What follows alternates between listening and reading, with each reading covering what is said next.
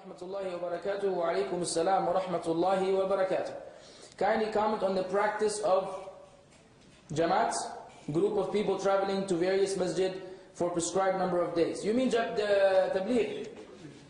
Jamaat Tabligh. Jamaat Tabligh, may Allah reward them with goodness. They make a lot of effort for da'wah, an effort which many Muslims may not make, and that is appreciated. However, the justice requires that we say the truth.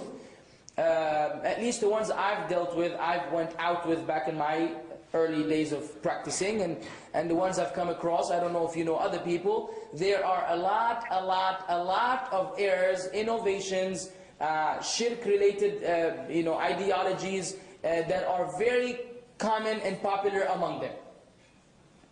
Okay? So one has to be careful. That's the first problem. The usual aqidah of the Tablighi is not of Ahlul Sunnah wal Jama'ah. Usually it is Ash'ari Maturidi. And I've had personal confrontations, if we may call it, with them.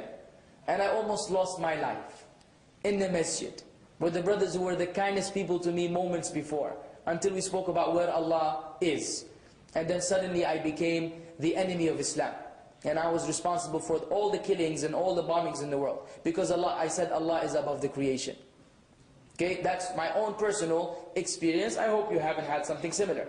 So in terms of Aqidah, usually it's not sound. Usually they are hardcore Hanafi, and they will not entertain any other position. Knowledge is not very important. They have their own 6 principles. And sound knowledge is not a condition in a sense. It's the knowledge of the kibar, or the elderly, the elders. The elders said, and the elders may read the Tablighi Nisab or Fada'il A'mal and Fada'il Sadaqat, which are full of fabricated narrations, and they teach the fabricated narrations to the people memorize them, they give bayan with other fabricated narrations, and it's an ongoing disaster. And we know that in Islam you must have knowledge before you give da'wah. Yes, everyone has to give da'wah, and inviting people to salah is extremely important, but it doesn't have to be done in a fashion where you go for 3 days or 40 days or 4 months, because this is not part of the deen. You give da'wah all the time, 24 hours, 7 days a week, 350 some days a year, according to the Hijri year, not the Gregorian. So, there are some comments on them. But again, like I said, yes, many people have been guided through them. So we ask Allah to reward them with goodness, pardon their shortcomings. But if they're hearing me, or if anyone belongs to them, we don't need any more groups.